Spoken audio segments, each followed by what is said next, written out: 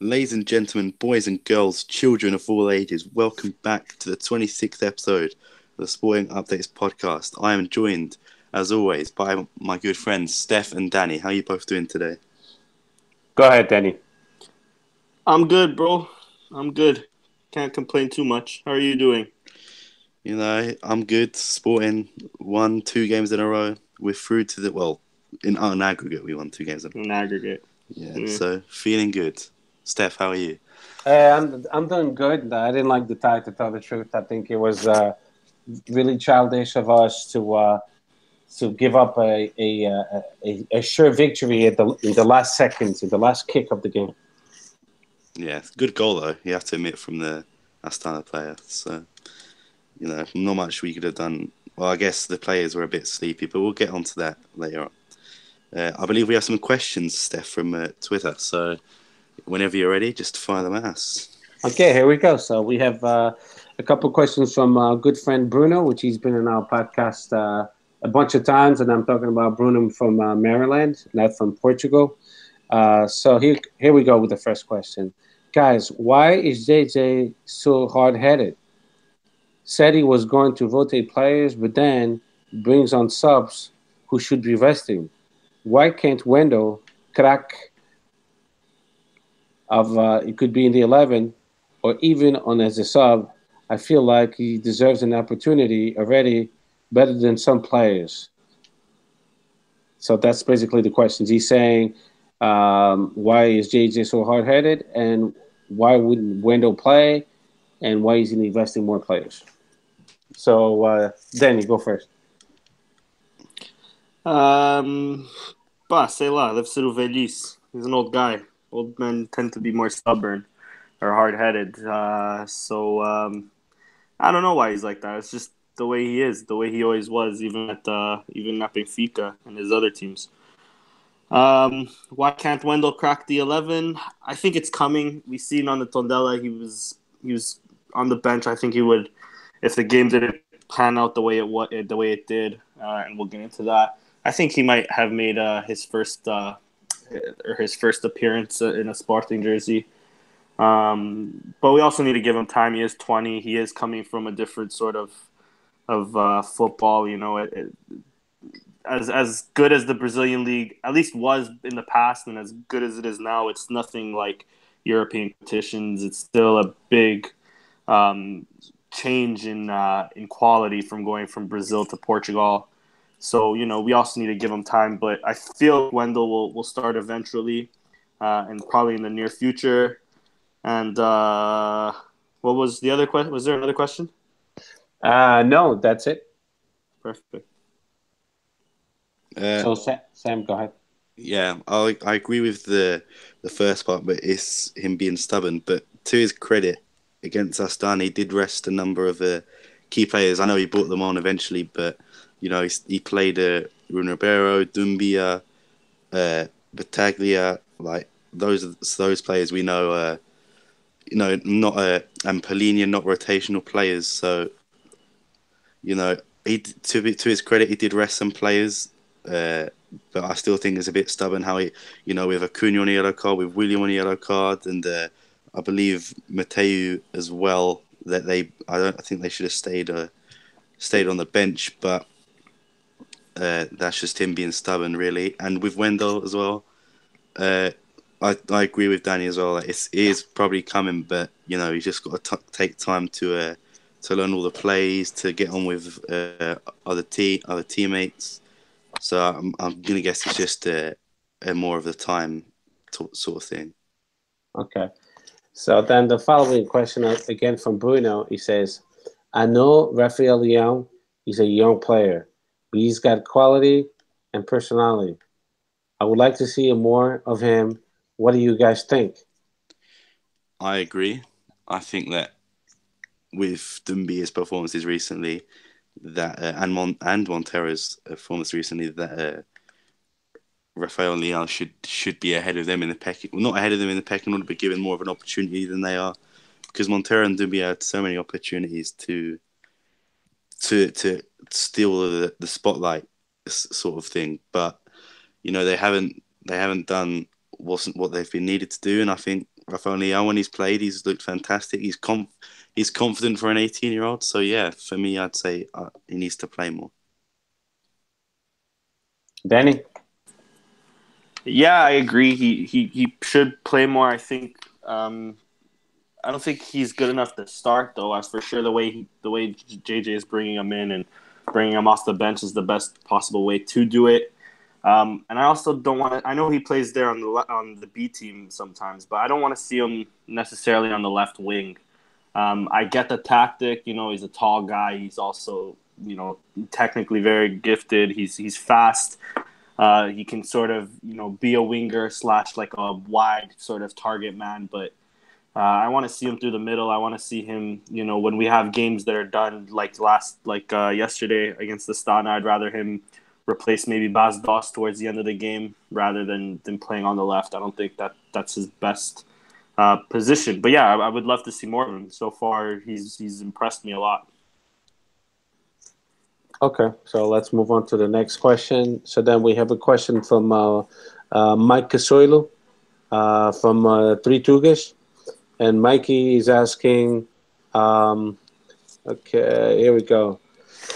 Can you explain why Doumbia and Das rarely, if ever, play together? Sam? I think it's just the style of both. There's different style of both of their abilities.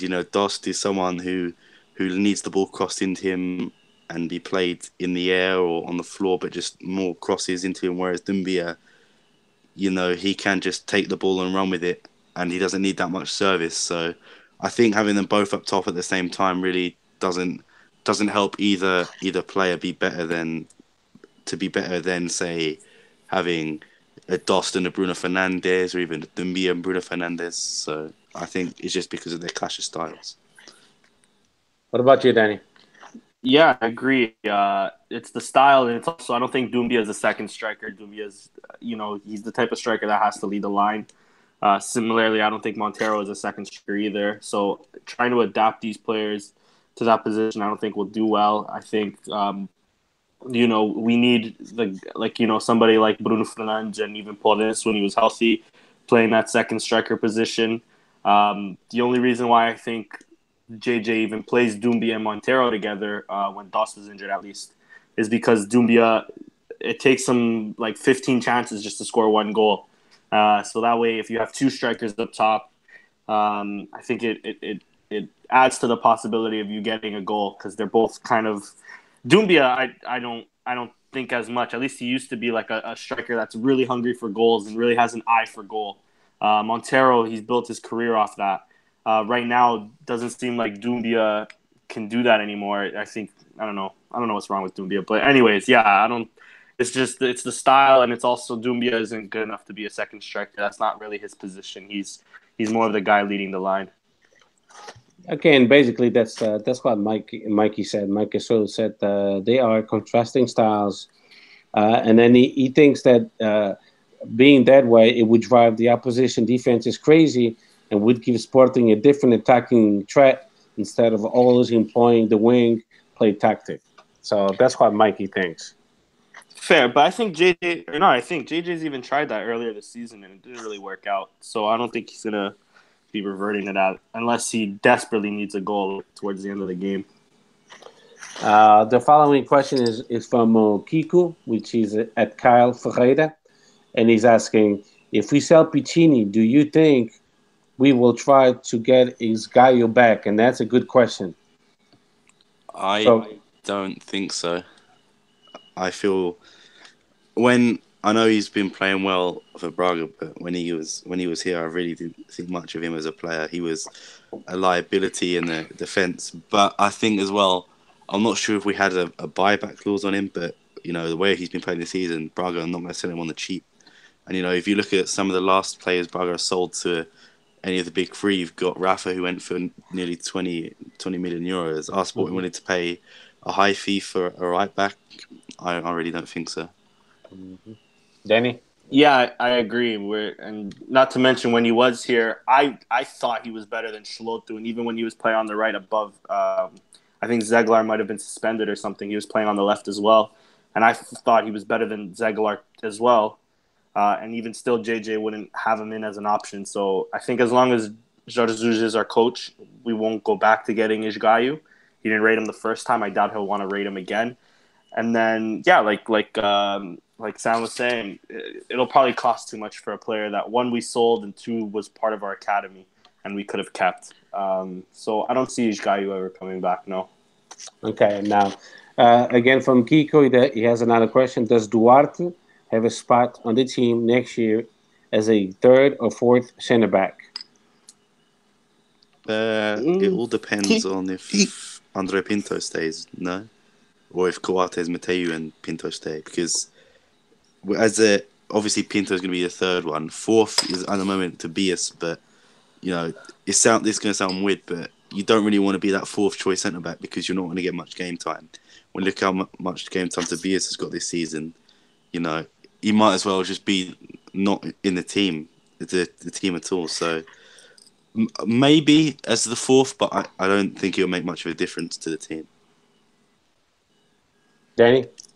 I agree. Maybe the fourth. Depends on how the rest of the season goes with Shav. He's done all right. He hasn't done terrible by any means. I could have done better. I rate him at least from preseason. So we'll see how the rest of the season goes. But yeah, if he does come back, it's probably as a fourth center back. And like Sam said, you probably wouldn't want that. You don't get much minutes, and especially because Jorge Jesus doesn't really rotate the side like that as often anyway. So, but I think he has quality to be one of our center backs for sure. Yeah, the question would be if Jeremy Mathieu stays because he only has 1 year contract, and then if we don't sell Coates, so if one of those two leaves, then he'll have a shot of making the team. If they stay, no, he won't have a shot. And then Pinto, we can see that he's a valid option. So and then let's not forget that we got Marcelo from Rio Ave, which will come in June. Yeah, that's right. Yeah, so it all depends if we keep the same center backs that we have at the present time. If we don't keep them, then yes, he'll have a shot. And then we have Udimiral in the B team, the Turkish kid, which is good too. Mm-hmm. So we shall see. It depends on Coates and Jeremy Mathieu if they stay or not. So let's move on with the next question. The next question, again from Kiko. Does Mateus Pereira have a shot in the team next year? How about Chic Geralds? If Patricio leaves, who should we get? So it's like 3 questions. If you forget them, let me know and I'll refresh your memory. So I think Mateus Pereira, it's hard because when you look at Acuña's obviously got that left side spot locked down, and we've got so many left wingers or players that can play left wing on the bench. As much as I don't like them, you've got Brian Ruiz, you've got Bruno Cesar, you've got Ruben Rivera now. Does Mateus Pereira, is he better than those as a bench player or as a start? I don't think so.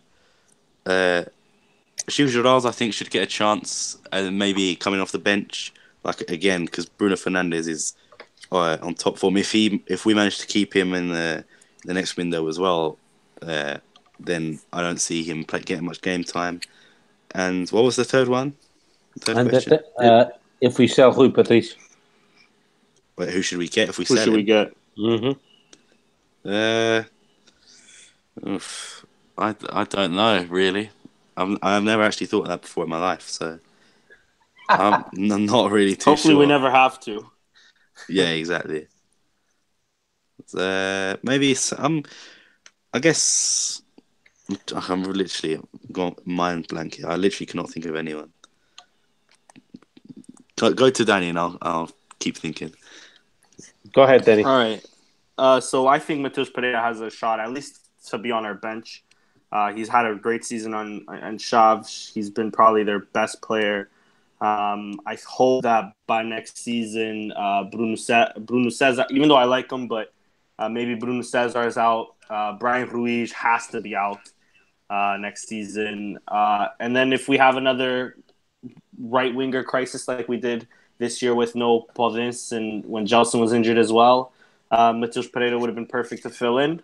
So I think he does have a shot for to be in the squad next season, at least, coming off the bench, having a few starts here or there. Sheikh Gerald, I've said that we got the wrong guy from Rio Ave to play underneath Bas Dost. It never should have been Ruben Ribeiro. It should have been Sheikh Gerald. He's had a great season at Rio Ave. The only positive there is that he's getting minutes there that he wouldn't get here. So I think, he's proven his quality. I think, he should be another option for Jorge Zuger for Sporting next season. If Patricio leaves, who should we get? We should get Manuel Neuer or David De Gea. No. If he's not too expensive, why not call up Leon, see what Anthony Lopes is saying. I don't know. I was the only first. I was just thinking backup goalies for Portugal. So maybe him, if he doesn't cost too much. I don't know. There's no big, youngster. Or maybe even give Pedro Silva a try from the B team. He's been impressive whenever he has played. I don't know. I have no idea. I hope I never have to think like this. I hope Patricio stays with us until he retires. Okay, Sam, back at you. I know you had time to think about it. I'm thinking now, the Man United backup keeper, Sergio Romero, I think that's his name. Or even Joel Pereira as well, the third backup for them. So either of them two, I think, would be decent. But like Danny said, hopefully he never leaves. We don't have to think about that. Okay, so I'm just going to talk about Mateus Oliveira. Pereira, I think he has a shot to come back. This year, we could have used him when Podence was injured, and he's still injured. He broke his left foot, and we had Justin Martinez injured, so he could have played. I think he'll have a shot, and I think he'll make the A team next year. And then the second part of the question was Sheikh Gerald. We could have used him a bunch of times to vest Bruno Fernandes. They kind of the same player. They kind of play the same position. And Bruno Fernandes, yesterday, he scored one amazing goal, golaço, like I said on Twitter. But a few times we could have used him, Sheikh Gerald, in place of Bruno Fernandes. And then the last question, we don't need to go that far, man. We have Salah. He's a great goalie. We have Pedro Silva in our B team. We have an amazing goalie up and coming, Luis Maximiano. I don't think Sporting should waste any money in buying a goalie from the outside with a great name, and that's all it is. Like o Casillas do Porto. They pay him $9 million or whatever of salary, and he hardly plays. I don't want that. We don't need that. So our academy has some great goalies. So let's move on to the next question. We have a couple more, and then that's it. So we have one from John Lyon. He's asking, some pleats need to rotate. What do you think about Leão? More chances? We bought 5 players in the winter. Only Montero and Ribeiro played. Why did the other players didn't get a chance yet? Go ahead, Sam. So the 5 players, I'll start off with the January question. The 2 players that should play, that have played, probably shouldn't have played because when they've played, they've been... Well, actually, to be fair, on his debut, Ruben Rivera was fantastic, but ever since then, he's just gone downhill. Montero is yet to show any signs of improvement. But like we said earlier about Wendell, I think it's just, and Misic, I think it's just them knowing the plays and knowing the rest of the team that it takes a good while for them to be integrated into part of the team. So I think it's just we've just got to be patient with them and hope that they can someday make it into the first team. And what was the first question? And then he's saying we need to rotate the team. What do you think about Rafael Leão? Should we give him more chances? Yeah, I think we should. Coming off the bench, I don't want to see him start straight anytime soon. But just if we're down a goal, we need a goal. Even we're 3-0 up. Give him a chance to prove himself. So I think he should be getting more chances. Okay, Danny, go ahead. Yeah, I agree. We said, I think, earlier, Rafael Leão deserves a few more chances. I think he'll get it. At least coming off the bench, I don't think he's quite ready to start unless we have some sort of injury crisis. Well, maybe. We'll see if Bas Dost is ready for the weekend or not.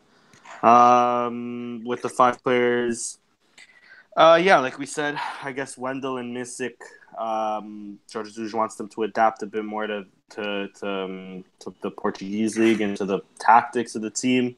With all due respect to the Croatian league and the Brazilian league, respectively, it's not the same, not as competitive, or it's not as strong as the Portuguese league is.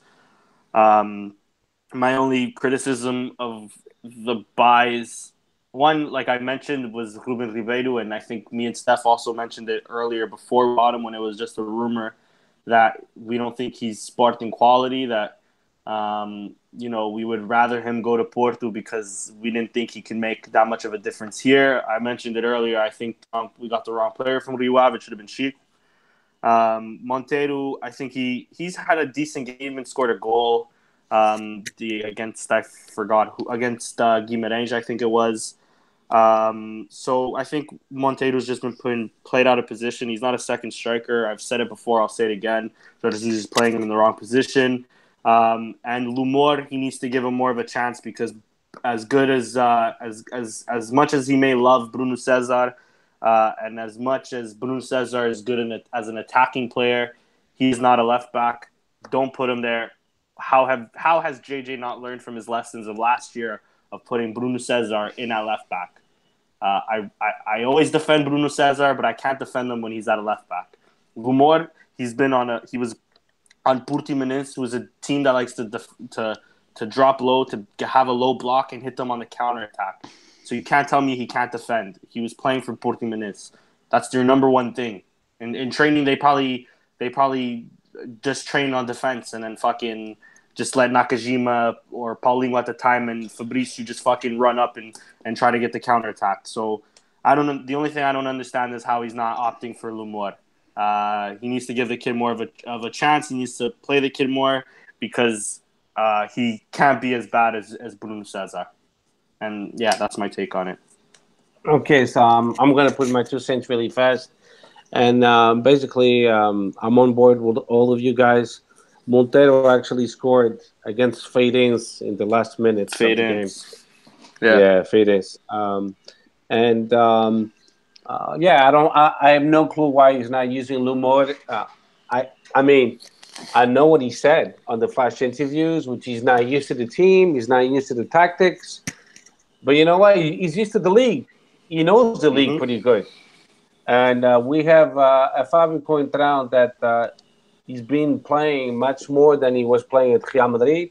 But eventually, you will get the 5th yellow card and be suspended 1 game, or you'll get injured, nothing major, and then we need a good backup. So I was hoping to see the game against Tondela. I was dying to see Lumor with Acuna, but that was not the case. JJ he's got his own mentality, and I agree with a lot of our fans. They say Cabeça hard-headed, and he is. He is hard-headed, and that's why Chico Geraldo is a Rio Ave, and he should be at Sporting because he could have been the backup for Bruno Fernandes. And it's upsetting. And Misic, he should be playing too. I don't know why he's not playing. I mean, he's been in Portugal since January, now 2 months.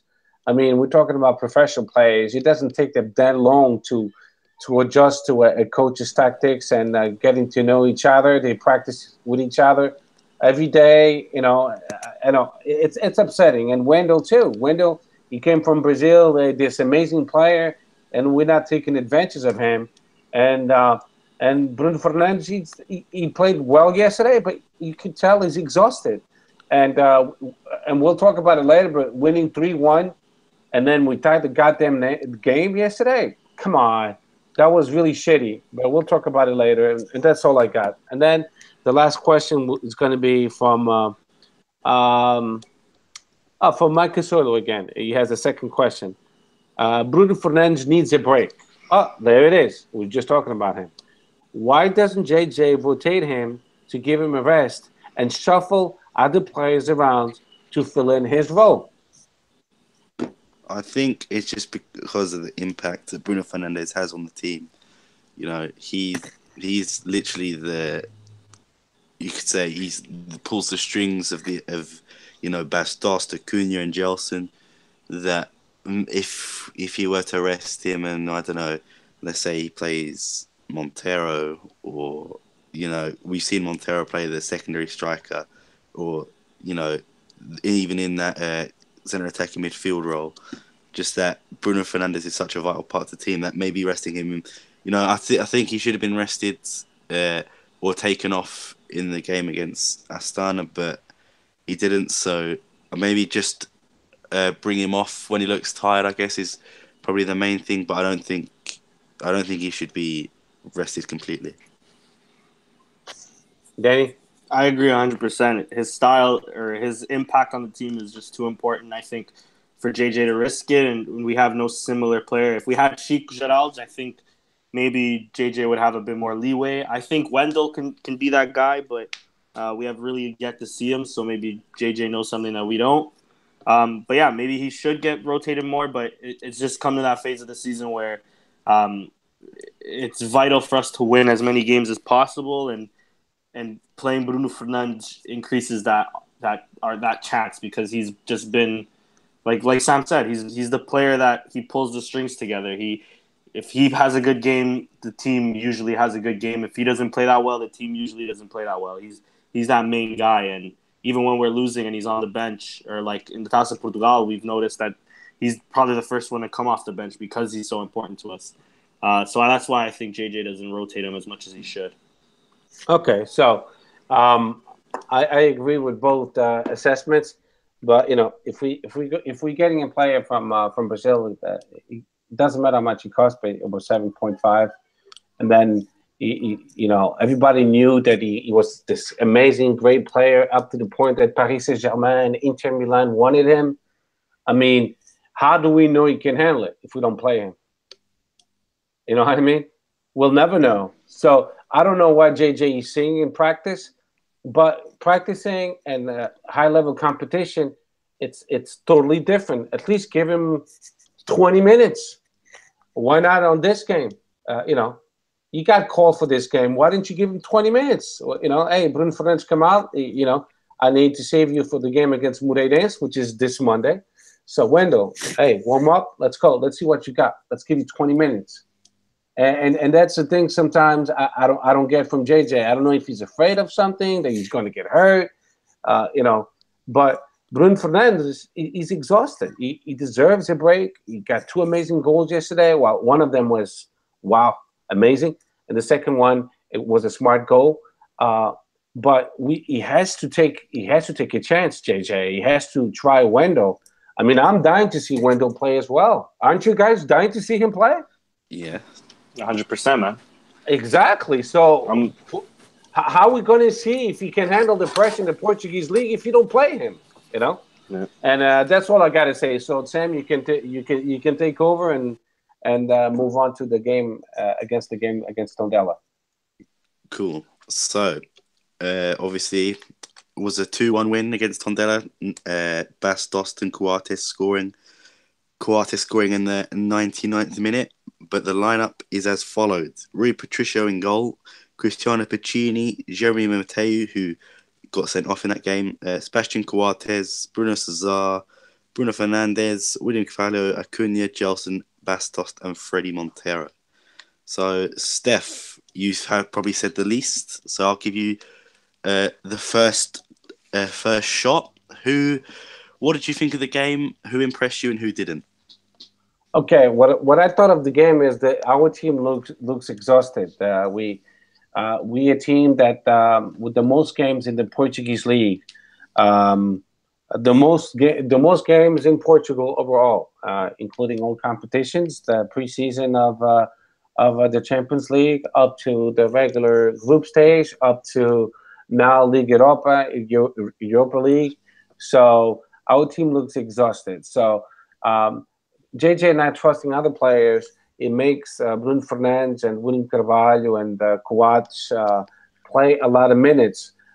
So against Tondela, we started in a game that we were trying to contain it, and then again they caught our defense sleeping, and bang, they scored another first touch from the midfield of Tondela, and it was actually an awesome goal, a deflection of Coates, of course. But nevertheless, it was a great goal, great composure by the Tondela striker. And, as we know, as small teams, when they see themselves winning 1-0, what do you think is going to happen? They're going to drop the lines and then play low block and play counterattack. And they were very lethal counterattack. And thank goodness they didn't score any more times. It was only dead once, but they could have scored a few more times. Rui Patricio also had a great game. And then the second half, we tied the game finally. It was still in the first half, but I started at minute 26. He tied the game. And then the second half, at the very end, we scored the winning goal. And I'll admit it. I'm not a lampião. I'm not a tripeiro, because I'm not corrupted like their fans. They're a bunch of corrupted fans, because they never admit when their players are offside or it's not a penalty kick in their favor or against them. I'll admit it. The referee fucked up. He gave us too much time. It was only 25 seconds left, and he gave us an additional 3 minutes. I thought it was excessive. But it's not the Sporting's fault or the player's fault. If the referee's giving 3 additional minutes, then he's giving 3 additional minutes. And as the players of Sporting, they never gave up, and then they scored the winning goal by Coates. And and that's what people should be talking about, how he scored the goal. That was a very, very, very lucky goal. It was a great save by the goalie. He hit the post, he came back, and he scored. So finally we get some luck. But by any stretch of my imagination, I didn't realize that he gave it too much time. He did. When the Tondela player fell on the ground and was hurt, I think only 25 seconds were left. Why he gave it an additional 3 minutes, I have no clue.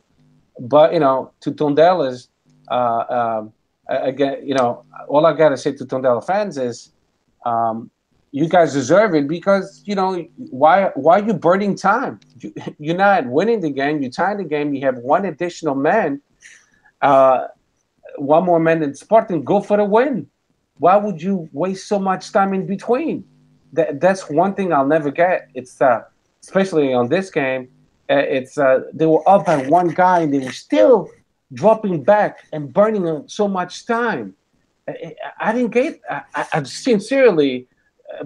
Pipa, he sucks as a coach, because I would tell my players, no, let's go for the win. 1 point is good, but 3 points is even better, and we're playing home with one more man.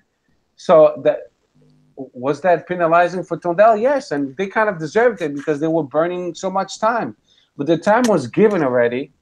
Besides that, and when the player Tondela faked the injury, because after he went out and came back, he was fine. They gave him the miracle spray, and he was fine. So if somebody wants to blame the why Tondela lost, they should blame that player, because I think that player, he confused the fucking referee. The referee, Capella, was all confused of how much time to give additional. And if that player just stood up for the last 25 seconds, the game would have been over, and they would have tied 1-1. But since that player, it could have been another one, he decided to play these stupid games of wasting time and faking an injury, then I don't know what happened with Capella. I think he was completely out of sync. He gave it an additional 3 minutes, and to tell the truth, he shouldn't have given an additional 3 minutes. Maybe the most it should have been maybe 30 seconds out of 25 seconds. But that's my take on it. That's my personal opinion, because that's how I see football. I don't see football because it benefits me winning with the mistake from the referee, which I think this one was a mistake from the referee. The time given was too excessive. But I've spoken to my personal friends of mine, Portistas, and when I called them out on the offside against the first goal on Suarez on Porto, they're not like us. They will never admit it was offside. They'll fight until the end saying no, he was onside. And then, I even got a little bit upset with Bruno, and I said, "Come on, Bruno, come on, be realistic. Porto would have won anyway against Turil. They were playing better. Wasn't that offside, though? But no, Benfiquistas and not all, okay, because Cintius is kind of fair and square. I wouldn't say so much about Peter, but Cinti is, and and they never admit it when a call is in their favor, and I hate that. I really hate that, and that's why maybe I dislike them so much, their clubs, because they're not honest fans, and not and again, not all of them, because quite a few actually admit when a mistake is made in their favor, and that's all I gotta say, man. I know I took a little bit too long, but I would like to emphasize about the second goal. The goal is clean. There's no foul. And was the time given too much by Capella? Yes, it was. It didn't justify why he gave an additional 3 minutes when only 25 seconds were left on the clock after the player got on the floor injured. But again, the lesson learned for Tondela and that player and that coach, when you have just a few seconds left of extra time, just finish the game. Don't fake an injury, because then you might confuse the referee, and I think that's what happened. I think Capella completely lost track of time, and that's it. Fair enough. Danny, what do you think of the game? Yeah, so first half Sporting played really bad. I think there's a lot of bad individual performances in there. I wasn't too impressed. Dini, I think Coates. There was a lot of issues in that whole Tondela game. Of course, they ended up scoring that goal. We ended up scoring with Bas Dost not too long after. A player like Mathieu in the second half, with the experience that he has, I don't understand his what was going through his head on that play. Why would you put your hands on another player knowing, one, you're on a yellow, and two, that your team is tying and you need a win? I don't understand what was going through his mind. And Jorge said it, and I'll repeat what he said. It's unacceptable from a player with that experience to be doing that. He could have cost the team a point or 2 points or even 3 points with going down to 10 men. Now with the quote unquote controversy, first thing is that, of course, if I think the foul happened prior to it, but the ref blew the whistle 25 seconds beforehand. I think he gave 2 minutes because, just like Steph said, it took him 2 minutes to finally get off the field, and I mean, one, he didn't even get off from a stretcher. He limped off, and then two, and then he came back fine. The 2 minutes might have been added then because the referee wasn't paying attention or whatever. Secondly, the fact that there was only 4 minutes is kind of ridiculous to me. Tondela in the first half had 11 fouls. Against other teams, they only have 7 the whole game, but okay. 11 fouls in the first half, 13 fouls in the second half. We had a red card, 2 substitutions on our half, 3 substitutions on their half, and there's only 4 minutes. The rivals play against others that don't even waste the time that bad, because they were playing anti-jogo from the 30th minute, from the moment they scored, and they don't even play. They wasted a ton of time. Other teams don't. The other rivals get 5 minutes, we get 4. I don't understand that. And then thirdly, sure, there was an error on the referee's part that we were benefited on. There was also an error on the referee's part where we weren't benefited on, which was a penalty in the 72nd minute on Tondela. Okay, that we didn't get that. The thing that I'm sick and tired of is VAR has its issues, and the referees in Portugal has its issues, and it's VAR all over Europe and referees all over Europe has its issues, but nothing like the Portuguese league. Constantly, week in, week out, we're talking about issues. We're talking about controversial plays. VAR is supposed to be benefiting us. It's supposed to be helping out the referees, and that's not coming into case. There's people in the referee's ears to say, listen, he was dropped you stopped the play in the 93rd minute. You're only allocating 20 seconds and blah, blah, blah, blah, blah. Instead of that, they let the play go on. What I'm saying is the FA have to finally look into it, because not only just this game, there's other games as well that there's controversial plays that benefit other rivals. They have to look into it and really, if it's investing in teaching referees how to manage a game, and teaching referees, I don't know exactly what they need in teaching it. In my opinion, we need to invest. The FA need to invest in foreign referees and in referees that don't carry a bias. Even though I don't think Capella has a bias against Sporting, if we really look at his history, but the referees in Portugal this season, especially and throughout the other seasons as well, have been shocking, and that desperately needs to improve. Now, what can we say about Sporting? They were given the 2 minutes they score, or the 3 minutes we scored within them. Nothing more to say about that. You can only play until whistle. When it happens to the other rivals, you know, they don't want to admit that they were benefited, or they don't want to see how you know, the error in their ways or the error in their game. Let's not forget Benfica, when they tied against Belenenses, their free kick came from a corner that wasn't even a corner. With us, we just got the 2 minutes because he fell on the floor. He exaggerated it. They didn't even get a stretcher for the guy. They didn't stretcher him off. That's why really it wasted 2 minutes. If they got a stretcher and they stretchered him off, it probably would have been the 30 seconds, and bing, bang, boom, it would have been 1-1. No complaints. But whatever. Well, we got the 3 points. That's all that matters.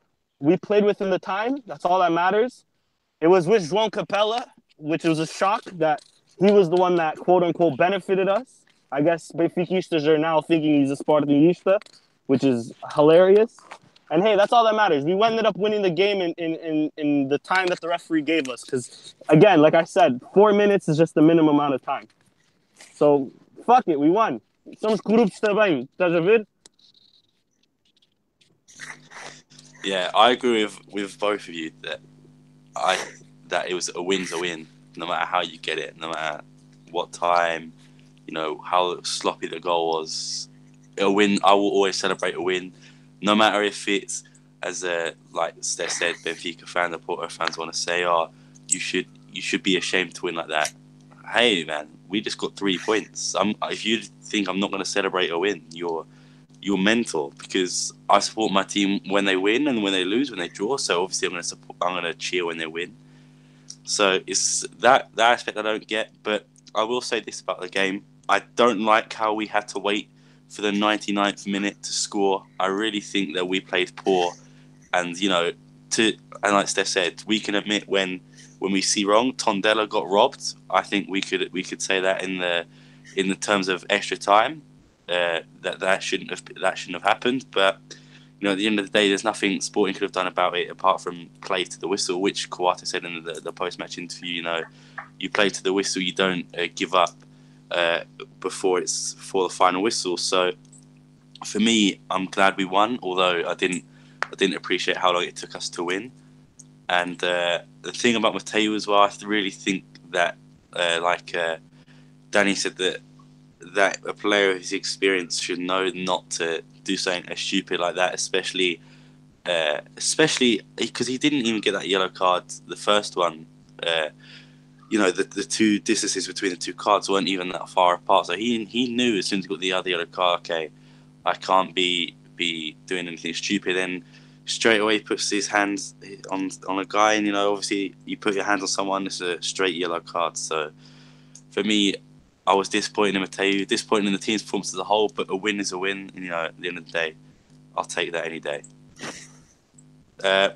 We'll just go for the three things. We're not going to go through the whole team because we still got another game to go. But I'll start with Danny. Who is your best performer, worst performer, and what would you like to see improve for the next league game? My best performer, I'd go with I'd say Acuna. He did decent. I think he, if I'm not mistaken, he got the assist on the Bastos goal. He might have put the ball in on the Coates goal, but I can't remember right now. The worst player, I'll give it to Mathieu, just because I think that's unacceptable. We can say that, yes, the first yellow was, you know, a bit of an exaggeration. I don't think it was necessarily a yellow, but at the end of the day, the way he put his hands on the Tondela player, if it didn't merit the second yellow, it merited a red. So So yeah, I think he was our worst player. And I just want to see the intensity improve. I understand that we're fatigued, but like we mentioned earlier in this podcast, maybe rotation is needed. We seen yesterday, and we'll get into it, but with the rotated squad, we were doing better than when we put in some of our starters. So maybe rotate the team, have Bataglia in more, have Padinha in more. He impressed yesterday, but just maybe rotate the team. If the fatigue is something, if you can't keep up the intensity, you shouldn't play. And that's what I want to see. I want to see more intensity throughout the 90 minutes. Fair enough. Steph, who is your best performer, worst performer, and what would you want to see change for the next league game? Okay, so my best performer for me by far was Rui Patricio. He kept his composure. He kept his defense, up to speed and attentive. The worst performer, without any doubt, I agree with Danny, was Jeremy Mathieu. Um, he has a ton of experience. 33 years old. Has played in the best team of the world, or one of the best teams of the world, Barcelona. You shouldn't get a player from Tondela get on his nerves, especially nowadays. The players are a bunch of prima donnas. The little touch on their face, they feel like it's a punch in the face. And I mean, you guys saw the little touch on his face, and he fell right away. I thought he was a soap opera actor or something. But nevertheless, that's the way it is with players. If we switched the roles, I'm pretty sure the Sporting player would have done the same thing. But that's the new football for you.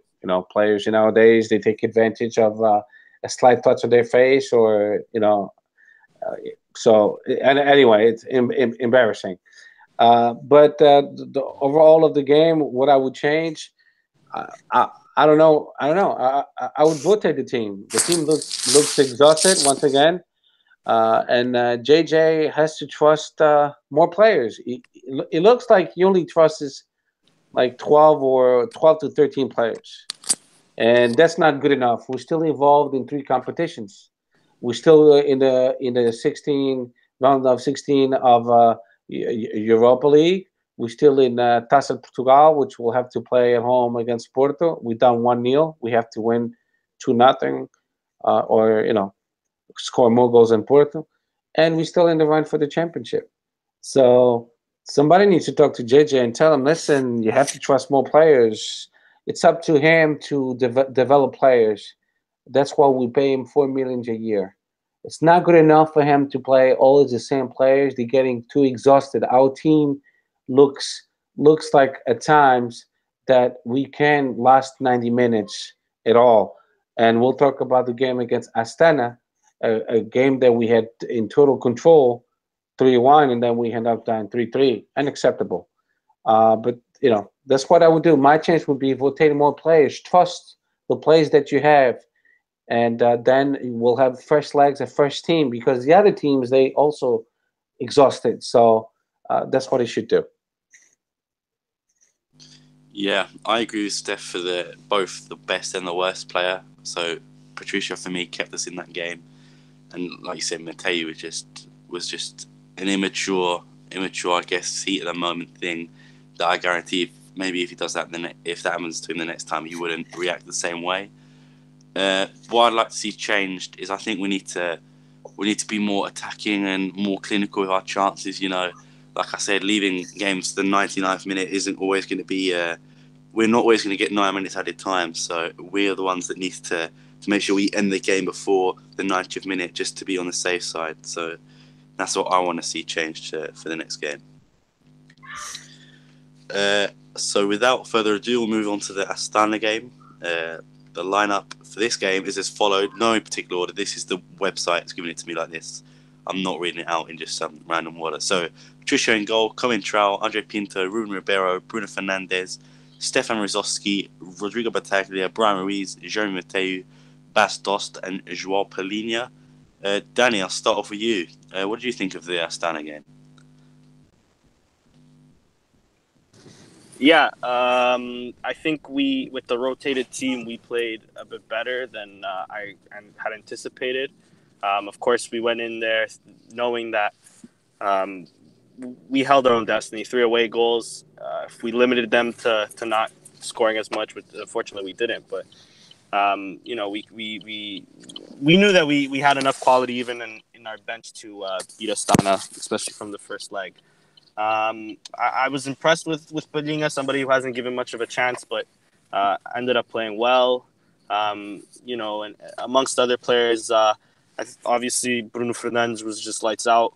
That fucking rocket from I don't know how many yards out it was incredible. Another beautiful goal. I dare you for anybody, for our listeners, for even you two, to show me a clip of him scoring an ugly goal, because I don't think those things exist.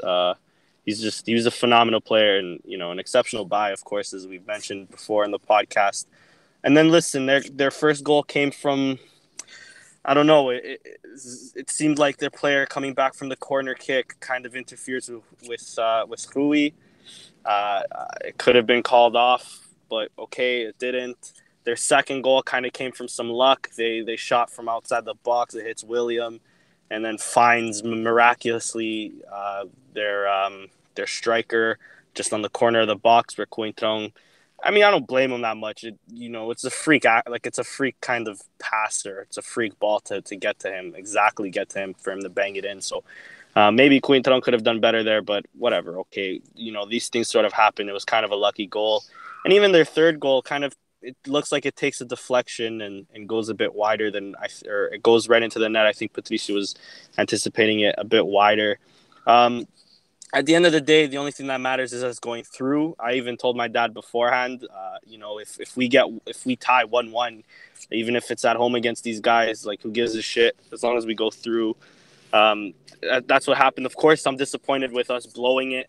They only had 4 shots on target and they scored 3. That's disappointing.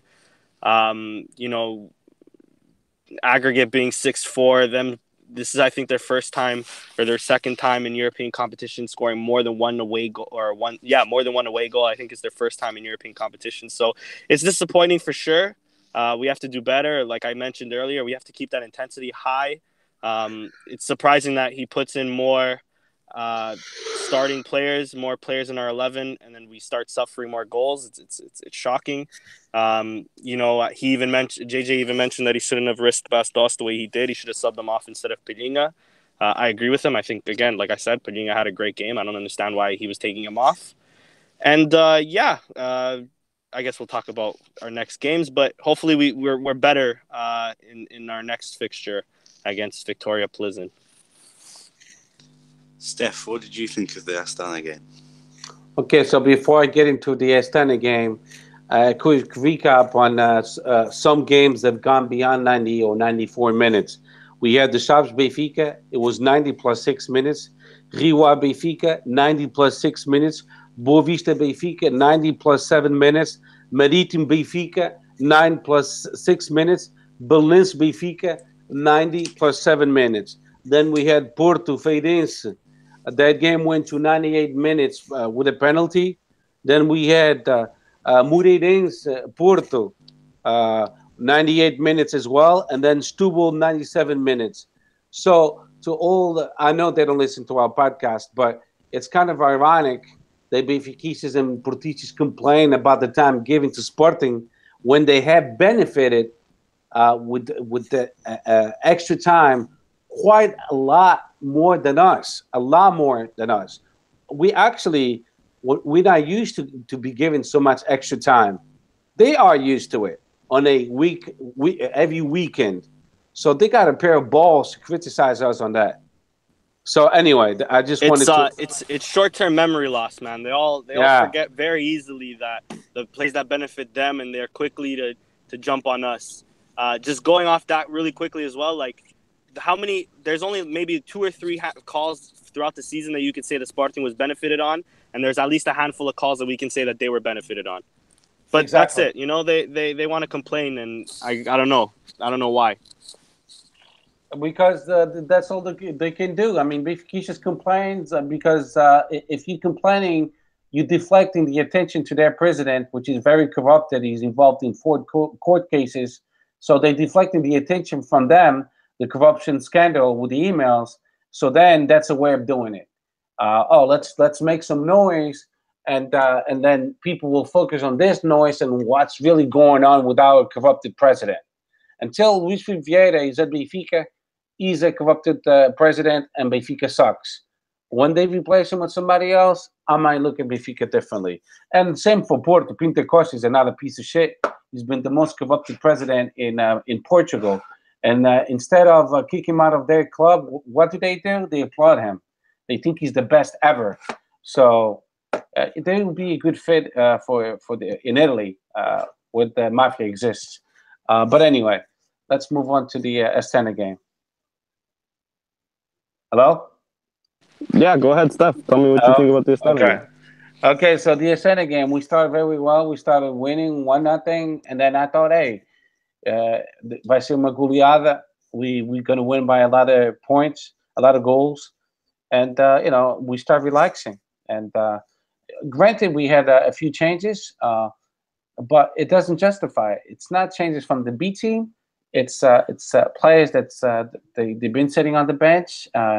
They practice with each other every day, so they know each other every day. The excuse of intrusamento and the rotation and all that, to me, it's kind of bullshit.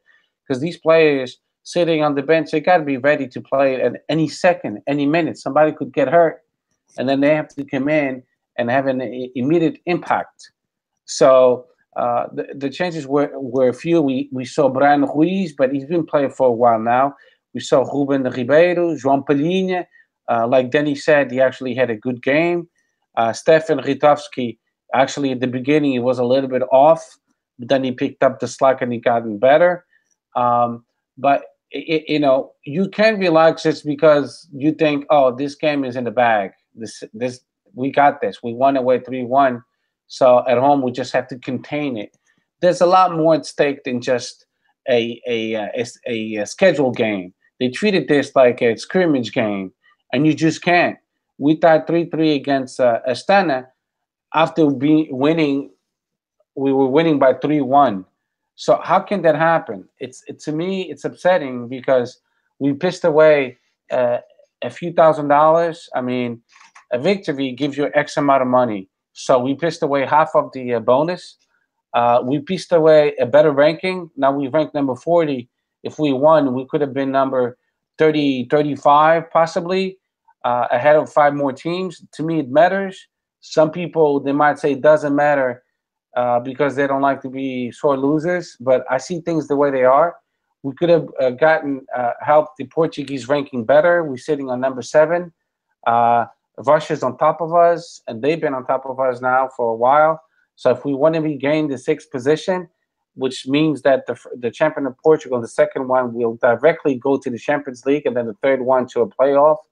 Now, next year will be the champion of Portugal only going to the Champions League, and then the second one will have to go to a playoff, and the third one goes to Liga Europa. So that's the impact of all of this. Of course, Benfica didn't help at all this year, but they've helped in other years. I like to be fair and square. Porto, not bad at all for a Portuguese team with not so many resources as the other teams. Braga, at least they won the last game against Olympique de Marseille, which they helped our ranking.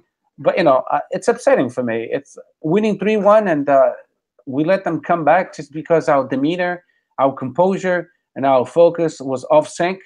We thought, hey, we won, and that's it. We're going through, which is great, of course. I'm not taking any merit off that. But, I don't like my team starting to take the foot off the accelerator or letting the other team play up to the point that, Astana, for them, the tie was actually important for them to show their fans they have a good team, and they're actually struggling financially. I don't know if you guys know that. So the tie kind of helped because it'll pay salaries that some players haven't gotten. Maybe that's why we'll let them tie, I guess. I don't know. I'm just kidding. But, I'm just upset because it's not the first time that this happens, that we have a lead and then we let the teams tie the game or win against us in the last minutes. It's becoming too often. And It can. Like Denny said, maybe the last goal took a deflection, but why? Because we let him kick the ball. We let him take the shot. They're professionals too. So any professional player, if you leave them open space and let them shoot the ball, they will most likely score. So we have to stop giving so much space to these teams, and that's all I gotta say.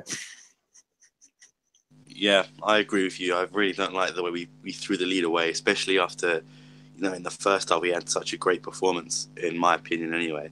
And, everyone was playing so well. The defence, there were a few times where the defence looked like they were sleeping. Astana hit the post in the first half. And there were just many times that Astana probably should have had more goals than it ended up when you look back at the amount of chances they had. I didn't like Ruben Ribeiro playing again. He's just, every time he plays, I feel like he goes downhill. And maybe it's time to give someone else a chance.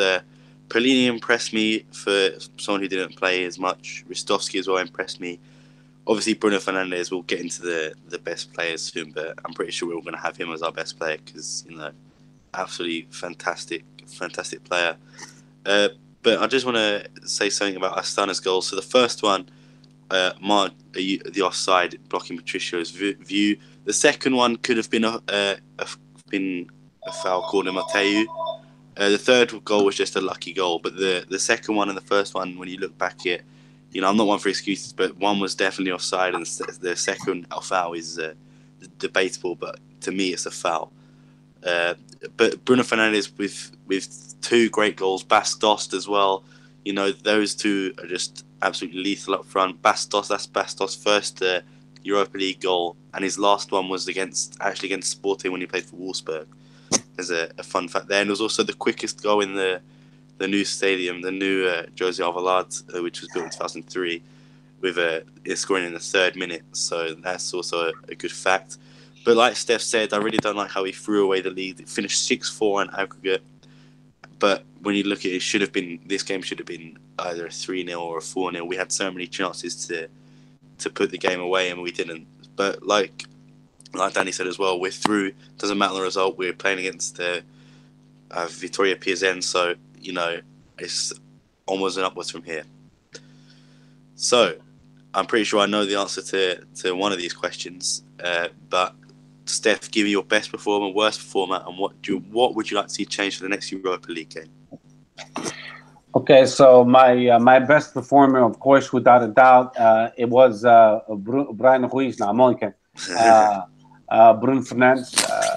I mean, my man Bruno Fernandes, even knowing he looks exhausted, and he is exhausted because he's one of the players with the most minutes played. What Jesus is doing to Bruno Fernandes, it's there's no other way to say it's fucked up, because one of these days he's going to burn out and then we lose him.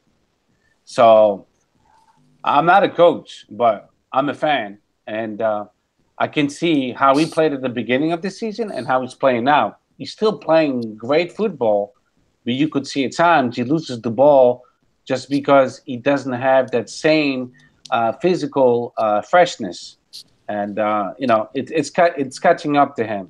So this would have been a perfect game to put Wendell to see what he's got. This tactics bullshit, it gets to me after a while, because we all have a job. So if I go to work and my supervisor says, hey, this procedure's changed, here it is, learn it, take it home, read it, and then I have to read it, learn it, and that's it, and game on, I got to do it. How long does it take a player to learn tactics? I mean, we're talking about professional players. They're not earning $200,000 a year. I wish I was earning that much, actually. But they're earning like 3.5, 1.5 million. So it means that they're great players and smart players. So, that bullshit of learning the routines of the teams and the tactics, I don't know if I'm buying that anymore, because this is the 21st century. I don't think it takes that long for a player to learn the tactics. Anyway, and then my worst player of the game, it was Ruben Ribeiro. We expecting more out of him. Why? Because he's of a certain age, meaning that he has a lot of experience, He knows how to play in our league. He was playing in Estádio Alvalade against an Astana, which is not the best team in the world. It's an average team. We can compare that team with what? Maybe Guimarães or Braga. The most. I don't even know if they're at the same level, Guimarães or Braga. And he played a shitty game. What I would have changed? I would have changed the speech that Jorge Jesus gives. I don't know what he tells the players to get them motivated. I don't know what he's saying because he does a lot of stuff like on the sidelines, and stuff like that. But I don't think the message he's sending, it gets to the player's head, because how can we lose the composure? How can we lose the lead of 3-1? And the demeanor of the players, it's towards the end. I'm talking towards the end. It's always, we got the game. We don't need to focus anymore. Let's take it easy. And then we end up tying the game and pissing away money. Because, the bottom line is, why do teams play in the Champions League and Liga Europa? It's also because of the money. A victory, I believe it's $500,000 for in the Liga Europa. That's a lot of money. So we pissed away $250,000 like it's nothing when we had the game under control. And then we could have gotten better in the ranking. I've said that already, but it's kind of upsetting. I'm really upset because at the end of the day we said, it didn't pursue. Okay, great, but still we could have won the game, and that's all I gotta say. Okay, Danny, what did you think? Who did you think was the best, worst, and what would you like to see changed for the next Europa League game? Yeah, I agree with Steph. Bruno Fernandes, easily the best player in the squad. The only thing, Steph, is Wendell. I don't think he's eligible for Europa League as we didn't register him. If I'm not mistaken, we can only change 3 players from our Champions League squad, and we added in Brian Ruiz, Ruben Ribeiro, and Lumor. I don't think we added in Wendell. It could have been Missick, but I'm not too sure if it was Missick or Lumor, but I know for a fact it wasn't Wendell. So maybe that's the only reason why he didn't play in Europa League. Played him more in the league, so I agree. My worst player, I'll agree as well, is Ruben Ribeiro. He hasn't been the same from that first game. I don't know if he's not playing as free as he once wanted, as he was in the first game. I don't know if him out wide is that much of an effect on him. I'm not too sure, but he hasn't been the same. And the only thing I want to change is, like Steph mentioned, the intensity throughout the 90 minutes. This isn't the first time in European competitions that we blow a lead, or we almost blow a lead, or we let in, a few goals right towards the end. There's the Olympiacos game where we're winning 3-0 comfortably and end up only winning 3-2. There's the Real Madrid game that I don't want to remind everybody about, the 88 minutos, or whatever Jorge Jesus said. So many examples that this team needs to waken up, and Jorge Jesus needs to really press it on them, because it's really under his reign that we've conceded these, famous last-minute goals. That's really, it's just the intensity that I want to change. I want players to be focused throughout the 90. Fair enough. I'm going to agree with both of you as well with the best and worst. That obviously Bruno Fernandes was the best player of the game. He also was voted the best player of the round of 32. So congratulations to him as well. He really does deserve that. The worst player as well, definitely Ruben Ribeiro, man. From such a promising debut to what we've seen now is just such a fall from grace. And I mean, I'm not writing him off completely, but he really needs to change up his game if he wants to stick around for much longer. And what I'd like to see change for next Europa League game is, like I said the first time, we need to wrap up the game before the 90th minute or before the 89th minute, just so there's no sudden scares or anything. We need to make sure the games are won before stoppage time. Okay, that brings us to the end of the 2 games.